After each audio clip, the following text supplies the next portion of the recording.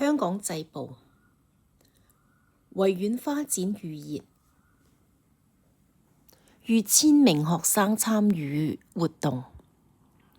學生為賽馬造型的植物雕塑插上花朵，義工指導學生嵌砌花壇。青銅齊砌花壇。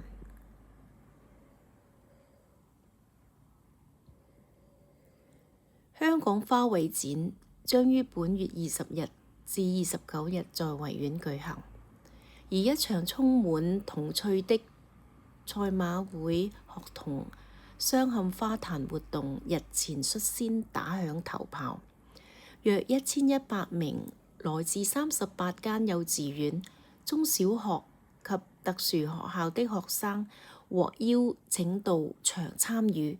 學生以大型花壇港島花徑為藍本，親身體驗鑲嵌花壇的樂趣，提前為花卉展注入活力與色彩。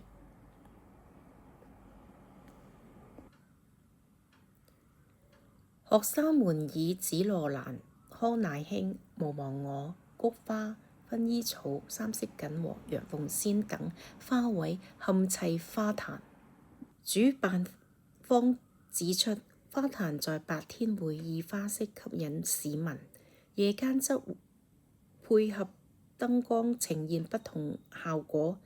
遊人可在花香彌漫的空氣中感受中西文化匯聚、新舊交替的獨特城市魅力。